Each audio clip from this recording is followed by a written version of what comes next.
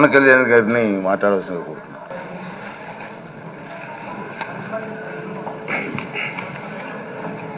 పదహారవ శాసనసభకి ఏకగ్రీవంగా ఎన్నికైన సభాపతి శ్రీ చింతకాయల అయ్యన్ పాత్రుడు గారికి హృదయపూర్వక నమస్కారాలు, మీ శుభాకాంక్షలు.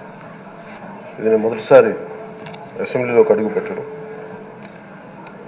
ఇలాంటి సుదీర్ఘ రాజకీయ అనుభవం ఉన్న దాదాపు 7 సార్లు ఎమ్మెల్యేగాను, ఒకసారి పార్లమెంట్లో అడుగుపెట్టిన మీకు, Panchayati Raj, technical education, forest, R&B అనేక మంత్రిత్వ శాఖల్ని సమర్థవంతంగా నిర్వహించిన మీకు, ఈ సభాధ్యక్షుడు ఈ స్పీకర్ స్థానంలో కూర్చోవడం నాకు చాలా ఆనందంగా ఉంది. ఇన్ని దశాబ్దాలు ప్రజలు రాజకీయ జీవనంలో ఇన్ని దశాబ్దాలు ప్రజలు మీ వాడి వేడి చూశారు. మీకు కోపం వస్తే ఋషికొండను చెక్కినట్టు ప్రత్యర్థులకి పదునైన ఉత్తరాంధ్ర యాసలో గుండు కొట్టేస్తారు. ఒకటే బాధేస్తాం సార్, ఇకపైన మీకు తిట్టే అవకాశం లేకపోవడం. కానీ ఇక మీద సభలో ఎవరు తిడుతున్నా దాన్ని ఆఫ్ చేసే బాధ్యత మీ చేతిలోనే ఉంది. మీరే మైక్ ఆఫ్ చేయాలి. అంటే మా చిన్నప్పుడు నేను చూసేవాడు, ఒకసారి అల్లరి చేసే అబ్బాయిని క్లాస్ లీడర్ చేసేవాడు చిన్నప్పుడు మా స్కూల్లో. కానీ ఇన్నాళ్ళు ప్రజలు మీ వాడి వేడి పలుకులు, మీ ఘాటైన వాగ్దాటి చూశారు. ఈ రోజు నుంచి రాష్ట్ర ప్రజలు మీ హుందాతనం చూస్తారు.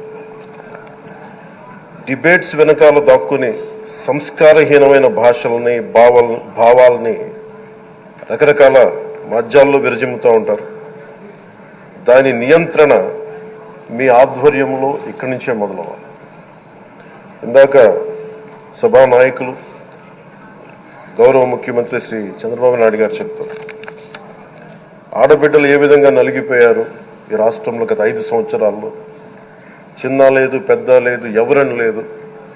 ఎవరన్నా సరే ఒక మాట మాట్లాడితే వాళ్ళు వ్యక్తిగతంగా దూషణ, సోషల్ మీడియాలో వాళ్ళని క్యారెక్టర్ అసాసినేట్ చేయటం, వాళ్ళు పెద్ద నాయకులు కావచ్చు, కార్యకర్తలు కావచ్చు, లేదా వాళ్ళకి ఎదురు తిరిగి ఒక ఒపీనియన్ చెప్పి ఎవరైనా సగటు మనిషి కూడా కావచ్చు, అది ఇక్కడతో ఈ రోజు నుంచి ఆగిపోవాలి అధ్యక్ష. అది మీ ఆధ్వర్యంలోనే మొదలవ్వాలి. గత ప్రభుత్వం తాలూకు సభ జరిగిన విధానం చూస్తే ఈ వ్యక్తిగత దూషణ ఇవన్నీ చాలా ఇబ్బంది పెట్టే ప్రజలు. ఈ రోజున వాళ్ళకి 11 సీట్లకు పరిమితం అయ్యారు, ఈరోజు లేరు, ధైర్యం లేదు వాళ్ళకి. విజయాన్ని తీసుకోగలిగారు కానీ ఓటమి కూడా ధైర్యంగా కూర్చుకునే వాళ్ళకి స్థాయి లేదు, వాళ్ళకి పారిపోయారు ఇక్కడి నుంచి.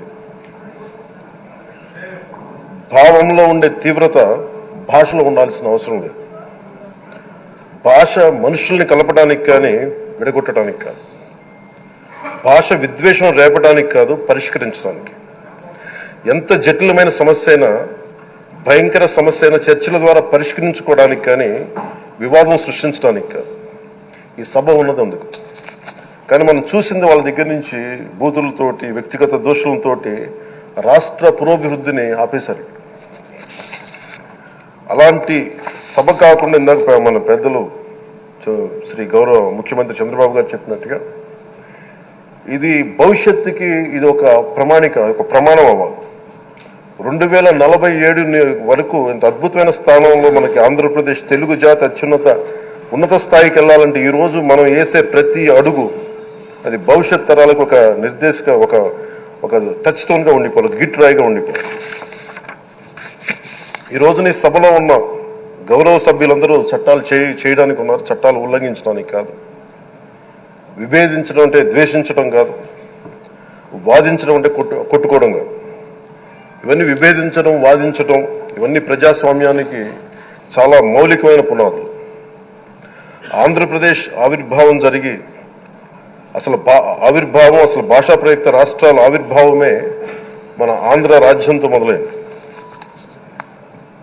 అమరజీవి పొట్టి శ్రీరాములు గారి బలిదానం మీద మన రాష్ట్రం పుట్టింది.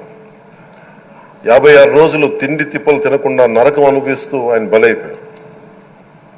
ఆయన మరణానికి చేరువవుతూ ఆమరణ నిరాహార దీక్ష చేసిన ప్రతిరోజు మనకి దాదాపు ఈ సుదీర్ఘమైన 6 దశాబ్దాల కాలం 1.5 సంవత్సర కాలం అంటే ఆయన ప్రతిరోజు చావుకు చేరువవుతూ భోజనం లేకుండా ఆయన గడిపిన ప్రతిరోజు మనకి 1.5 సంవత్సర కాలం. అలాంటి నేపథ్యంలో అలాంటి మహోన్నతుడు శ్రీ పొట్టి శ్రీరాములు గారి త్యాగాన్ని కనుక మనం ఈ సభలో ప్రజా సంక్షేమం కోసం మాత్రమే చర్చలు జరగాలి, వాదోపవాదాలు హద్దులు దాటకుండా ఉండాలి, వ్యక్తిగత దూషణకి తావివ్వకుండా ఉండాలి. అలా కాకుండా గత ప్రభుత్వం లాగే ఈ సభని తిట్లకి బూతులకి కొట్లాటికి వాడితే ప్రతి నిమిషం పొట్టి శ్రీరాములు గారి బలిదానాన్ని అవమానం చేసినట్టే. ఒక గొప్పవాడు ఒక మహానుభావుడు బతికినప్పుడు మాత్రమే కాదు, చనిపోయిన తర్వాత కూడా కొన్ని తరాలు ఉపయోగపడతారని నిరూపిస్తారు.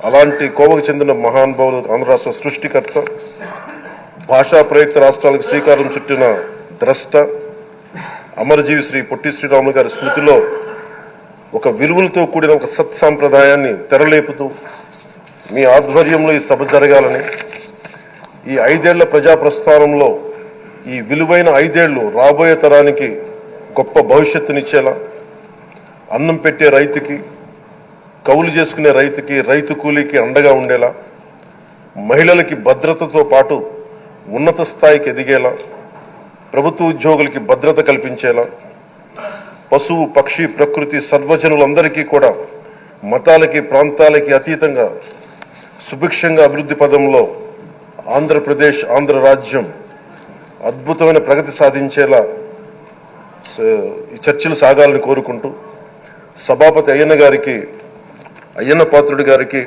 మీ ఆధ్వర్యంలో ఈ సభ ఒక సరికొత్త సాంప్రదాయానికి సత్సాంప్రదాయానికి ఇది తెరతీయాలని కోరుకుంటూ మీకు మరోమారు శుభాభినందనలు తెలియజేసుకుంటాను.